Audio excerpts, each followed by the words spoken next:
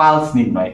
তো পালস যখন আমরা দেখবো তখন শুরুতেই যে কাজটা করতে হবে, আমার যে রাইট সাইডে যত এক্সামিনেশন করতেছি আমি রাইট সাইড দিয়ে এটাকে সেমিপ্রন সেমিফ্লেক্সড করে আমি হচ্ছে পালস মেজার করব, এবং পালস মেজার করার ক্ষেত্রে আমার যে ইন্ডেক্স ফিঙ্গার আছে সেটা কিন্তু ডিস্টালি থাকবে, হার্টের ডিস্টালি। হাত শক্ত করেন, হাত শক্ত করার পর এই যে টেন্ডনটা দেখা যাচ্ছে এটা হচ্ছে টেন্ডন অফ ফ্লেক্সর কার্পি রেডিয়ালিস।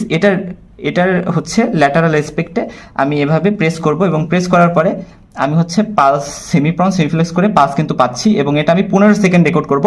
এভাবে আমি হচ্ছে পালসটা দেখে নিব। 15 সেকেন্ড রেকর্ড করার টাইমে আমি আরেকটা কাজ করব, সেটা হচ্ছে আমি হচ্ছে রেসপিরেশনটাকে ফিল করব। পালস দেখতে থাকবো একদিক দিয়ে, আরেক দিক দিয়ে হচ্ছে তার মুভমেন্ট 15 সেকেন্ডে কয়বার হচ্ছে রেসপিরেশন হচ্ছে, এইভাবে আমরা দেখি কিন্তু রেসপিরেশনের রেটটাও মেজার করতে পারি। সো এভাবে আমরা রেসপিরেশনের রেটটাও দেখতেছি, পালসটাও দেখতেছি, এভাবে আমরা একসাথে দুইটা কাজ কিন্তু করে ফেলতেছি। এবং এইভাবে যখন আমরা পালসটা দেখা শেষ করবো তখন আমি আরেকটা হাতও এখানে নিয়ে আসবো, এবং আরেকটা হাত নিয়ে এসে আমি দুই হাতের পালস একসাথে এভাবে দেখবো। এবং এভাবে যখন আমি দেখবো, এটাকে আমরা বলি হচ্ছে রেডিও রিডিয়াল সিমেট্রি আমি চেক করতেছি, আমি দুইটার রেডিয়াল পালস একসাথেই পাচ্ছি। সো রেডিয়াল সিমেট্রি প্রেজেন্ট, অর্থাৎ নো রেডিয়াল ডিলে। এরপরে আমি যে কাজটা করব, এই হাতের তো রেডিয়াল পালস আমি ধরে রাখছি, অপরদিকে এই সাইডে আমি হচ্ছে এই যে anterior superior iliac spine pubic symphysis এর মাঝে যে মিড পয়েন্ট, সেটাকে আমরা বলি mid point of the inguinal ligament. তো সেই বরাবর আমি তার একটু নিচে mid point of the inguinal লিগামেন্টের একটু নিচে যদি প্রেস করি, তাহলে আমি পাবো হচ্ছে ফিমোরাল পালসেশন। সো আমি এখানে ফিমোরাল পালসেশন পাচ্ছি।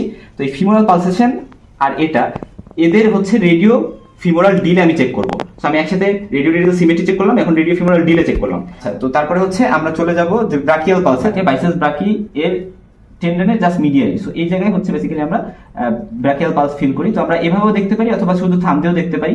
এভাবে হচ্ছে আমরা ব্রাকিয়াল পালসটা দেখলাম।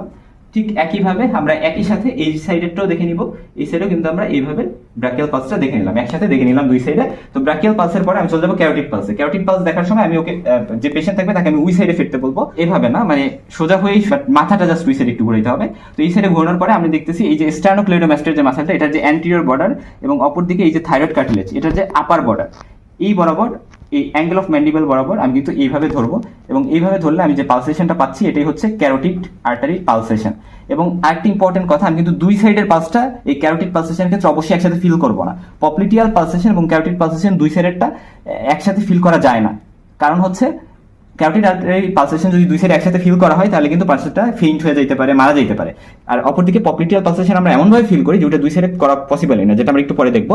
লেফট সাইডটা আমরা হচ্ছে রাইট হ্যান্ডে ফিল করবো, তাহলে আমাদের যে ইন্ডেক্স থাকে সেটা কিন্তু হার্টের থেকে ডিস্টালি থাকে। আচ্ছা, পপ্লিটিয়াল লিম্ফ নোড এবং পপ্লিটিয়াল পালসেশন আমরা একসাথে ফিল করবো, এজন্য পাটা ফ্লেক্স করবো। পাটা ফ্লেক্স করার পরে টিবিয়াল টিউবারসিটিতে আমার থামটা প্লেস করবো, টিউবারসিটিতে, এবং আমার বাকি যে চার আঙুল থাকে এই চার আঙুলটা আমি ভিতরে এভাবে দিয়ে হচ্ছে এভাবে আমি পপ্লিটিয়াল আর্টারি পালসেশন ফিল করার ট্রাই করব।